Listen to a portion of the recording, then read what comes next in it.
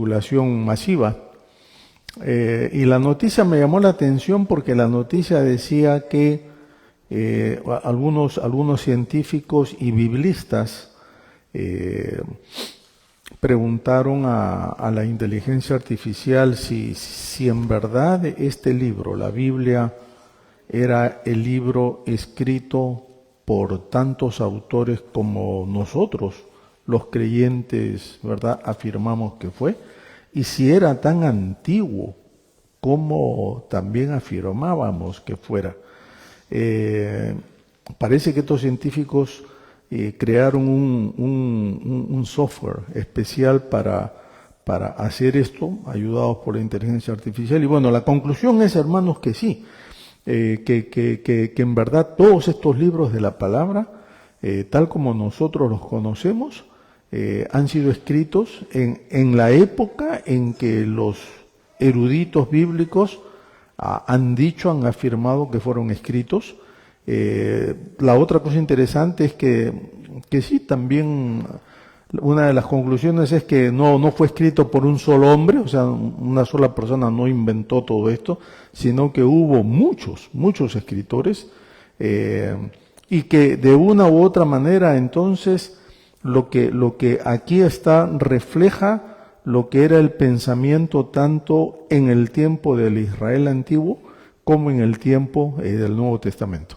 Naturalmente no pueden llegar a otras conclusiones más, solamente si es auténtica la fecha de escritura de la palabra y si diríamos es lo que por muchos años nosotros hemos afirmado, que el Señor, ¿no es cierto?, inspiró no a uno, sino a muchos autores, más de 40 autores en verdad, para que escribieran las Sagradas Escrituras. Yo me sonreía mientras leía eso porque no es la primera vez que una cosa así se hace, tratando de alguna manera de descubrir si hay alguna, ¿cómo llamaríamos?, algo sobre en la cual podamos agarrarnos y decir que la palabra, ¿no es cierto?, no es lo que los cristianos, el cristianismo dice ser. Y cuando uno llega al libro de Romanos, nosotros ya estamos llegando al final de Romanos, hermanos. Esta es la sesión número 13. O sea, por 13 semanas, por 13 domingos, hemos estudiado este libro. Y yo creo que nos falta un domingo más para ver el capítulo 16, el final, prácticamente la doxología del libro, que yo creo no podemos pasarla por alto. Pero les confieso que para mí ha sido bueno en refrescar este libro, mirar otra vez con nuevos ojos todas las enseñanzas. Y esta mañana yo decía, Señor, lo que la iglesia de Roma vivía no es muy distinto a lo que nosotros vivimos hoy. Ni políticamente, ni socialmente, ni menos espiritualmente. Y yo decía, es increíble cómo la palabra puede, diríamos, después de más de 2000 años, tener relevancia para el día de hoy. De allí que este libro de Romanos ha sido el libro que más ha inspirado a través de 2000 años, otra vez, ¿no es cierto?, de cristianismo, a la iglesia cristiana, y todavía nos sigue inspirando a nosotros en el día de hoy. Lo que yo quiero ahora con el capítulo 15 es mirar la unidad en medio de la diversidad de la iglesia, porque este es otro de los temas grandes que toca el apóstol Pablo, porque había problemas. Tenemos que entender, hermanos, que la iglesia al ser un grupo de gente no perfecta. Alguien dijo que la iglesia es como un hospital, ¿no? Donde llegamos todos los que de alguna manera venimos magullados por la vida. La iglesia, al ser una institución, una sociedad, un grupo, una comunidad no perfecta, está conformada por gente de todo tipo, de todo trasfondo y sobre todo gente que de una u otra manera, quizá, no humanamente hablando, no va a ser del gusto mío. Y tenemos que, diríamos con toda honestidad, decirlo. No es una iglesia homogénea. La iglesia no es una sociedad homogénea.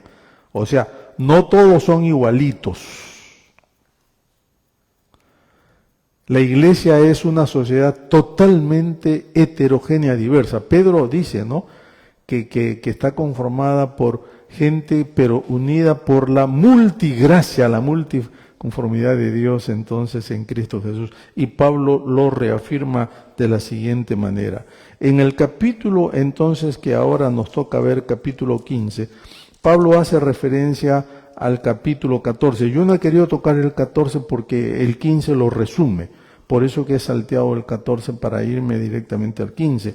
Pero en el capítulo 15 está tocando lo que él toca en el capítulo 14, que esta iglesia diversa está conformada por creyentes fuertes y creyentes que no son fuertes. Creyentes débiles, dice el apóstol San Pablo. Básicamente, estas palabras, fuerte y débil, ¿no es cierto?, se refiere a los dos diferentes grupos que había en la iglesia entonces de Roma, considerando que ser fuerte no significa ser independiente de Dios. Eso tenemos que entender acá, sino que la cuestión probablemente vino a raíz de que habían personas, habían creyentes en la iglesia que estaban debatiendo, que estaban discutiendo dos asuntos netamente prácticos de la vida cotidiana como es hasta el día de hoy. Había un grupo de hermanos que no querían comer carne, porque creían, ¿no es cierto?, y decían que ir a la carnicería, al mercado y comprar carne significaría o significaba en todo caso que tal vez esa carne había sido sacrificada a ídolos. No nos olvidemos que Roma tenía cantidad de ídolos. Y en ese tiempo, hermanos, como en el tiempo de hoy, dicho sea de paso, ¿no es cierto?, muchas de estas cosas estaban dedicadas a los ídolos. Entonces los creyentes recién convertidos tenían miedo de ir al mercado a comprar un tipo de carne sin saber si esa carne había sido sacrificada o no, entonces a ídolos. Y entonces esos hermanos preferían comer vegetales, eran vegetarianos. Pero había otro grupo de hermanos que decían, ¿y qué eso cuál es el problema? Si Cristo ya nos salvó. En Cristo ya no hay entonces que mirar si esto es, ¿verdad?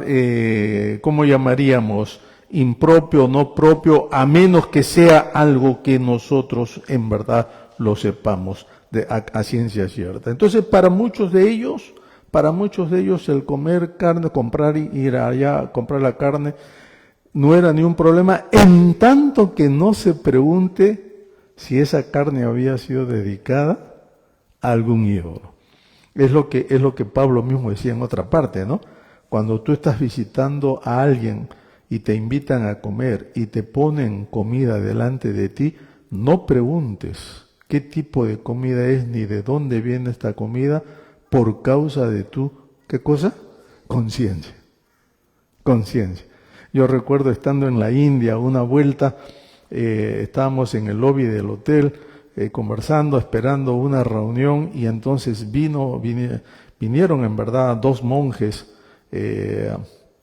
hindúes, budistas, más que hindúes, budistas, y nos ofrecieron el coco, así diríamos, machacado, ¿no es cierto? En unas fuentes, y todo el mundo agarraba un puñado y se lo comía. Cuando llegó a nosotros, claro, éramos un grupo de pastores, misioneros. Inmediatamente todos nos preguntamos, ¿y esto a quién habría sido ofrecido?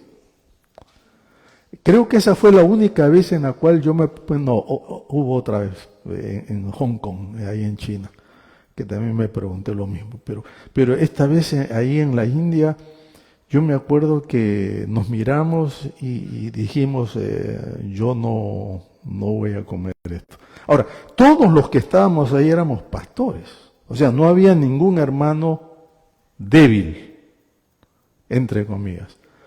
Pero la conciencia, es lo que, ¿no es cierto?, decíamos, la conciencia como que de pronto nos dijo, sabes, si esta comida ha sido ofrecida a un ídolo, ¿por qué tú tienes que participar de ella? Y preferimos no hacerlo. Ahora, miren hermanos que para el apóstol Pablo entonces, este asunto de la comida, como de la bebida, o como en el capítulo 14 habla inclusive de los días, porque habían hermanos que decían, no, tenemos que guardar todos los días festivos de lo que es la tradición judía, mientras que otros decían que no, ¿por qué vamos a guardar algo de la cual ya el Señor nos había hecho libres? Y todo este asunto entonces se convirtió en lo que Pablo va a denominar que en la iglesia habían dos grupos, un grupo de hermanos fuertes, que comían carne, comían todo sin preguntar, ¿no es cierto? Y un grupo de hermanos débiles que preferían ser vegetarianos, ¿no? Y no complicarse la vida con nada de eso. Y el apóstol entonces, diríamos que da algunos principios de paso, ¿no? En sus hojitas la primera pregunta es entonces, en toda iglesia hay creyentes fuertes y creyentes débiles. Eso es lo que tenemos que tener bien en claro. Pero lo segundo, algunos principios menciona el apóstol Pablo para mantener la unidad de la iglesia, porque estas cosas en verdad pueden dividir y pueden destruir la iglesia. En nuestros días todavía hay esto. Por ejemplo, ¿cómo llamaríamos? Un tema de comida es comer lo que los españoles llaman la morcilla, ¿no? Que es la sangre. Hay creyentes que no la comen. Definitivamente no comen. ¿Por qué? Porque en el Antiguo Testamento se dice que no se debe comer. Claro, otros creyentes dicen, sí, pero no vivimos en el tiempo del Antiguo Testamento. Otro tema es el día para guardar, que es en el capítulo 14, que es lo que se discute, el Shabbat, ¿no es cierto?, el día de descanso. Tiene que ser sábado, tiene que ser domingo. Para muchos tiene que haber un Shabbat, tiene que haber un día, porque así lo establece la ley. Para otros, como en el tiempo de Roma y nuestros días, dicen, en verdad todos los días son para guardar al Señor. Todos los días. Y todos los días tenemos nosotros que guardar un día. La pregunta es, ¿qué día guardas tú? Esa es la pregunta. Porque para mí el domingo no es un día de descanso. Es el día que yo estoy acá en la iglesia, ¿verdad? Trabajando. Porque aunque a algunos no les parece, estar frente a un púlpito es una labor. Es una labor. Entonces yo tengo que guardar otro día. Un día en que yo separo justamente, no para, hermanos, estar en una hamaca, ¿no es cierto?, tomando el sol, tomando agua de coco o lo que sea, sino para hacer algo que mi mente y mi cuerpo, por lo regular, en el resto de la semana no hace, ¿no es cierto?, descansar. Entonces Pablo dice, empezando ya en el versículo 1, Pablo da lo que serían tres principios y miren en primer lugar entonces lo que dice el versículo 1 del capítulo 15. Los que somos fuertes debemos soportar las flaquezas, ¿no es cierto? ¿De quiénes? De los débiles. ¿Y qué cosa? Y no agradarnos a nosotros mismos. Miren eso, hermanos, miren eso. Lo primero es, entonces, los que somos fuertes. Y todos los creyentes queremos ser fuertes. Y la gran pregunta es si lo somos. Porque el comer carne o no comer carne, el guardar un día o no guardar un día, no nos hace fuertes automáticamente, ¿verdad? Estamos hablando de madurez cristiana, la madurez.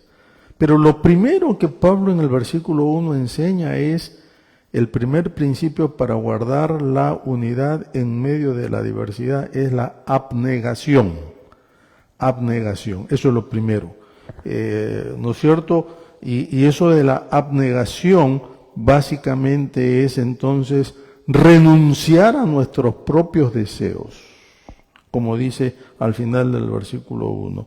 No agradarnos a nosotros mismos, sino entonces tratar de lo que el apóstol Pablo dice acá, ¿no es cierto?, soportar las flaquezas de aquellos que tal vez no son entonces demasiado fuertes en el Señor. A mí me encanta, hermanos, que este primer llamado del apóstol Pablo no enseña eliminar a los unos, decirle, bueno, si es débil que se vaya de la iglesia, que sería lo más fácil, ¿no es cierto? Sino que Pablo nos está enseñando a nosotros acá que debemos nosotros vivir no para complacernos a nosotros mismos, sino más bien para servir, o lo que dice el apóstol Pablo acá, soportar, sobrellevar a los hermanos que no son tan diríamos, sólidos en la fe. Ahora, esto parecería un principio claro, tácito, pero a veces no lo es, hermanos. A veces no lo es. Y creo que esto es importante que nosotros lo tengamos en cuenta. La abnegación no significa que yo voy a criticar o juzgar a todos los hermanos de acuerdo a mi medida, a mi criterio, sino que tenemos que tener cuidado con lo que estamos haciendo. Recuerdo mucho una experiencia muy triste, en verdad, en X iglesia, en uno de nuestros países. Me contaba una mujer ya mayor, que cuando ella era jovencita, tuvo una crisis muy terrible un domingo temprano. No voy a entrar en detalles, pero una crisis muy fea. Fue atacada, etcétera, etcétera, etcétera, etcétera. Ella vivía con la abuela. Y la abuela la llevaba a ella de niñita a una iglesia, a su iglesia local. Y entonces cuando este domingo esta muchacha sufrió ese incidente, ella corrió a la iglesia para buscar a su abuela y refugiarse en la iglesia. Lamentablemente en la puerta de la iglesia los ujieres, que a pesar de que la conocían a ella, ¿no es cierto?, la miraron mal, porque ella dijo, yo estaba vestida como que si venía de una fiesta. Los hermanos le dijeron, pero muchacha, ¿qué pasa? Esta es la iglesia, es el culto del Señor, ¿cómo vas a venir así al culto? Anda a tu casa, cámbiate y ven entonces de una manera mejor vestida. Y la muchacha le dice, es que he tenido un terrible incendio, necesito ver a mi abuela, necesito por favor que me dejes entrar. Y no la dejaron entrar, la pararon allá, no la dejaron entrar. Y esta muchacha no podía creer, me dice ella, no podía creer que me impidieran entrar a la iglesia solo porque a ellos les parecía que yo estaba mal vestida. La historia larga, corta, queridos. La muchacha se fue. Cuando la abuela regresó, la muchacha le contó a la abuela y la abuela le dijo, ¿y por qué no me buscaste? Le dijo, fui a buscarte. Y los hermanos no me dejaron entrar. Y la abuela dice, pero ¿cómo no te dejaron? Entonces le cuenta, y la abuela misma se vio totalmente sorprendida por una actitud así. Falta de amor, falta de criterio, juzgar sin conocer los pormenores, los detalles, hizo que esta muchacha nunca más pisara la iglesia hasta cuando fue una mujer de más de 50 años que volvió a buscar al Señor. Entonces lo que Pablo está aquí tratando de decirnos es que la abnegación, el renunciar a nosotros mismos, es el primer paso, si se quiere así, o el primer criterio, el primer principio para mantener la unidad de la iglesia. El segundo criterio está en el versículo 2. En el versículo 2 dice, cada uno de nosotros, ¿qué cosa? Agrade a su prójimo en lo que es bueno. Y este es el segundo gran principio. Miren ustedes, hermanos, buscar el bien de los demás. Mientras que el primero es abnegación, o sea, yo me sacrifico, yo pongo mis gustos de lado para, diríamos, ¿no es cierto?, a sobrellevar la carga de otros. El segundo principio es más bien proactivo, es positivo, en el sentido de, yo busco el bien de los demás. Busco el bien de los demás. Y creo que en toda iglesia siempre hay hermanos y hermanas, ¿verdad?, que tienen, si se quiere así, esa gracia especial de buscar el bien de los demás. Cuando un hermano o una hermana te saluda en la iglesia y te pregunta, hermano o hermana, ¿cómo estás? ¿No? ¿Cómo te fue en la semana? Hermano o hermana, mira, supe que estabas en una situación, estaba orando por ti. Una palabrita así, a veces uno no entiende lo bien que puede hacer a otro. Justamente esta semana yo le escribí a alguien diciéndole, mira, no te he visto en la iglesia, bla, bla, bla, bla, no de acá, pero de otra iglesia no te he visto, etcétera, etcétera. Y le decía algunas cosas y él me contesta de inmediato y me dice, pastor, no sabes lo bien que me acaban de hacer tus palabras, porque en verdad he estado pasando por momentos malos. Y una sola palabra, o sea, no es que tampoco uno se desvive, como se dice, ¿no es cierto?, buscando agradar a otros, pero una sola palabrita puede tener un efecto impresionante en la vida de otras personas. Pero hay un tercer principio que se encuentra en el versículo 3, que es quizá el principio más recomendado, pero que tal vez no es necesariamente el más seguido. Hay que mirar el ejemplo de Jesús. Tercer principio, mirar el ejemplo de Jesús. Versículo 3. Porque ni aun Cristo se agradó a sí mismo. Antes bien, como está escrito, los vituperios de los que te vituperaban cayeron sobre mí. Y nosotros siempre decimos, hay que mirar al Señor, seguir el modelo del Señor. Pero ¿hasta qué punto eso lo practicamos? Yo he mencionado acá, creo que más de una vez, que hay un librito clásico escrito por un inglés que dice en sus pasos,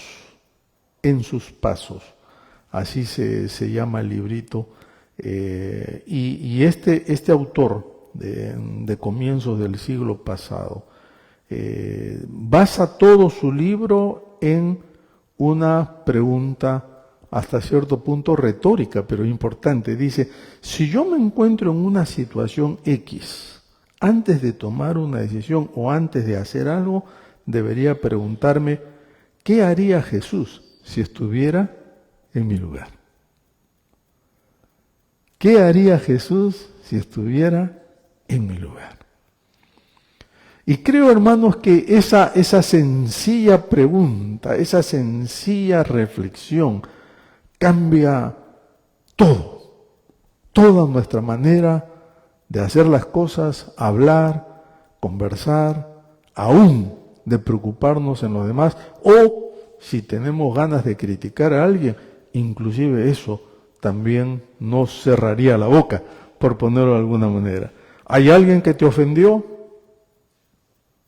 Que seguramente lo va a ver.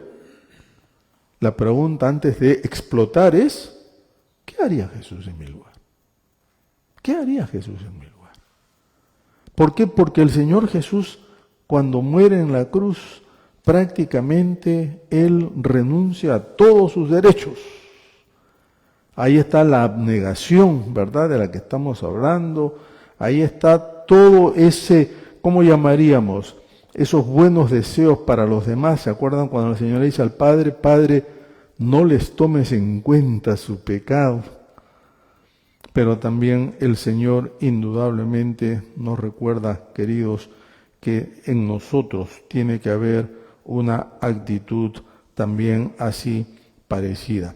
Yo pensaba, hermanos, que tanto estos tres principios, ¿verdad?, son los elementos unificadores en la Iglesia que nos deben entonces ayudar a vivir buscando el bien de los demás, en lugar entonces de buscar nuestro propio bien. Y por eso que mientras yo estudiaba este pasaje, yo decía, Señor, en los 2000 años de historia de la Iglesia ha pasado por todos estos asuntos. Algunos más fuertes, otros menos fuertes. Y si la Iglesia ha sobrevivido hasta el día de hoy, es porque estos principios todavía tienen valor para nosotros en el día de hoy. Y Pablo, miren lo que hace. Es impresionante. A mí me encanta el apóstol y me encanta el libro de Romanos, porque para el apóstol, ¿verdad? Aun cuando es un hombre con una, o fue un hombre con una mente tan lúcida, tan sistemática, ¿no? Y todo lo demás, porque este Romanos, hermanos, este libro es un tratado de teología, y se supone que Pablo se sentó y en una sentada escribió esto, ¿verdad? No como nosotros que ahora usamos inteligencia artificial y todo lo demás para escribir algo, y al final muchas veces no nos salen las cosas como queremos. Pero Pablo, miren lo que dice en el versículo 5. Miren lo que dice en el versículo 5. Y el Dios de la paciencia y de la consolación, dice entonces, les conceda vivir en un mismo sentir entre ustedes, según Cristo Jesús. Ahora, la diversidad que hay en la iglesia, los grupos, que siempre va a haber, ¿no es cierto? O pueden hacer dos cosas, hermanos. Pueden hacernos a nosotros más fuertes en el Señor, o nos pueden dividir la iglesia. ¿Por qué hay tantas denominaciones? Se preguntan muchos. Y una de las razones es esta.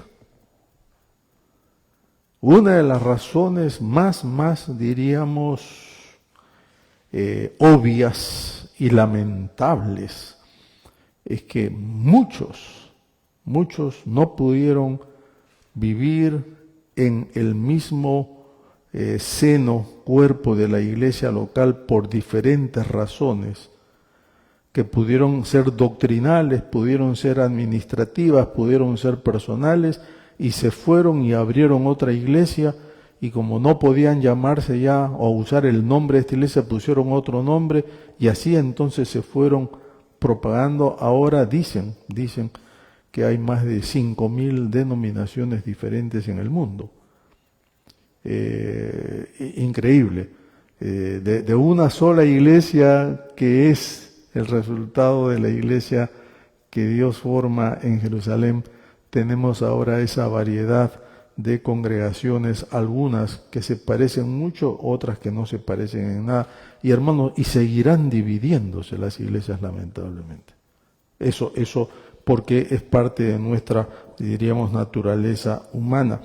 Pero entonces acá en el versículo 5, el apóstol Pablo resume todo esto diciendo entonces que el Dios de la paciencia y de la consolación, ¿no es cierto?, dice, nos dé entre vosotros un mismo sentir según Cristo Jesús. ¿Para qué? ¿Qué dice el versículo 6? Dígame. ¿Para que unánimes qué?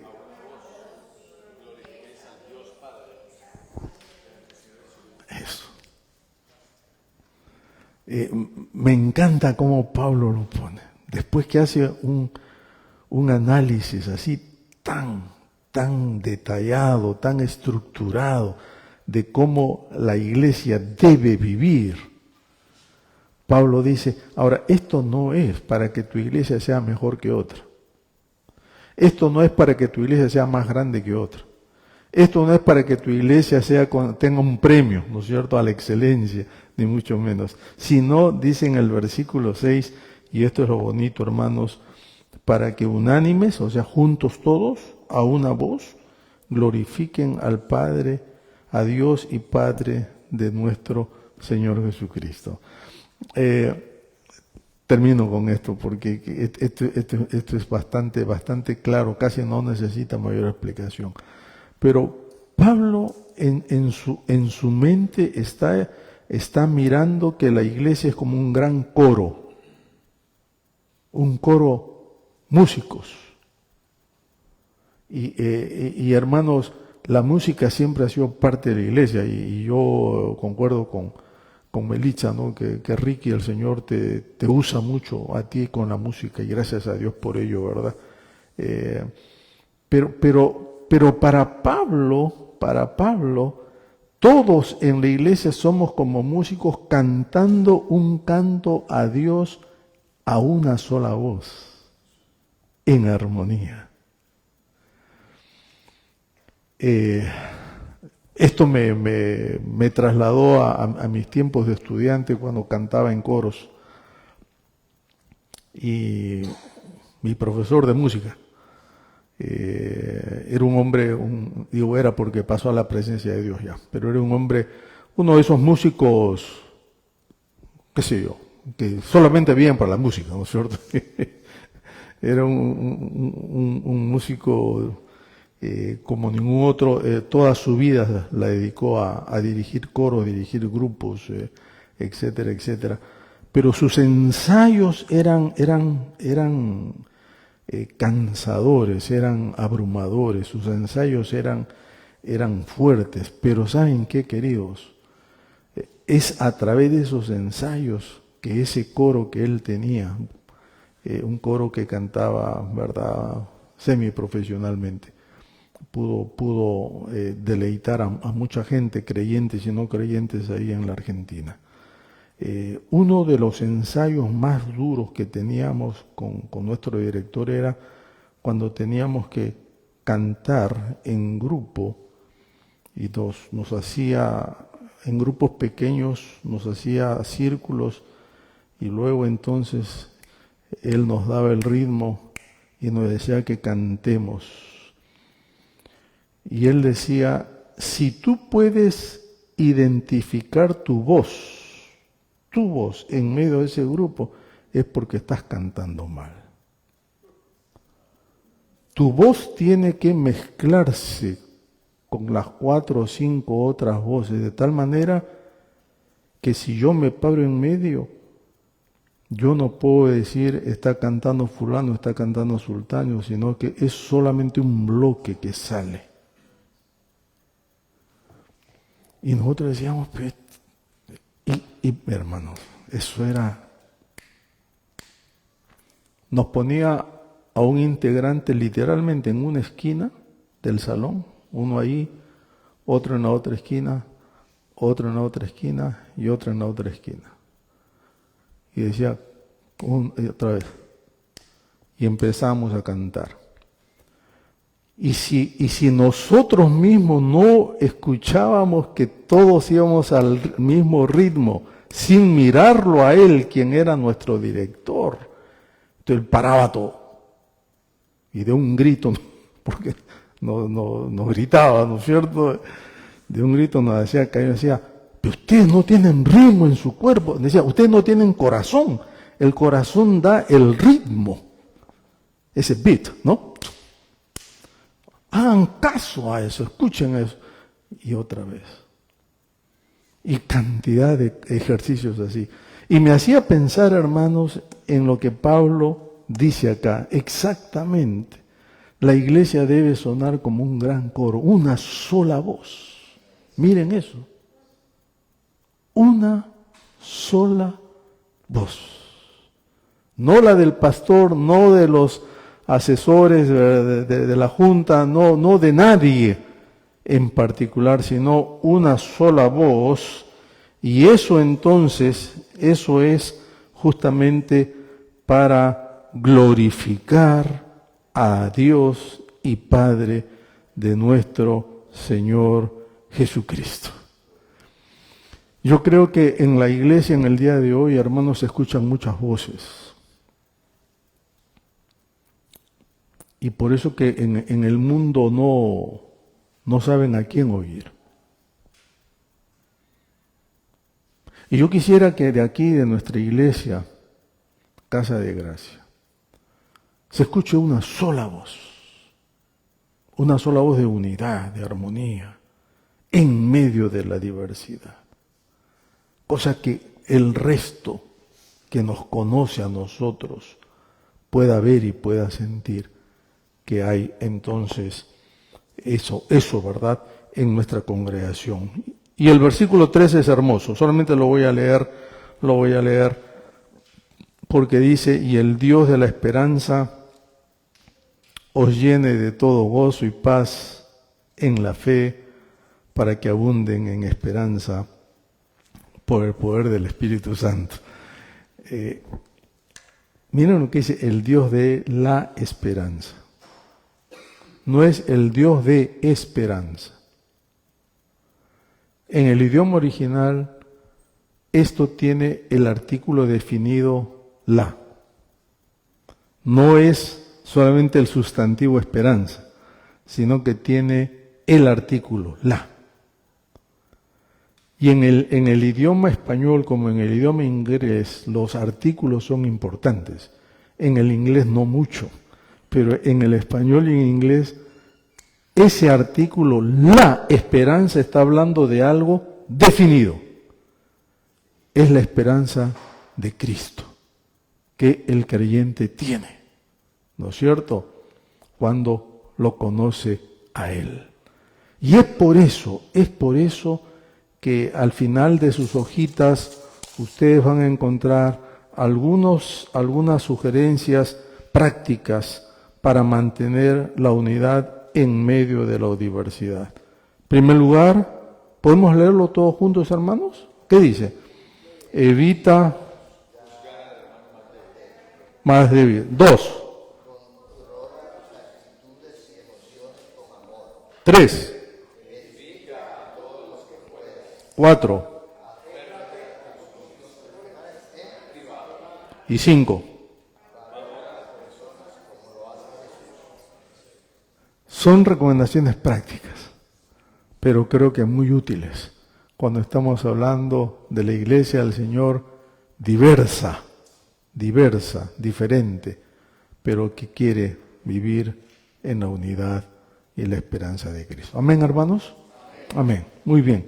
Vamos a orar. Padre, en esta mañana queremos darte gracias por tu palabra y queremos darte gracias, Señor, porque tú nos has permitido estar aquí.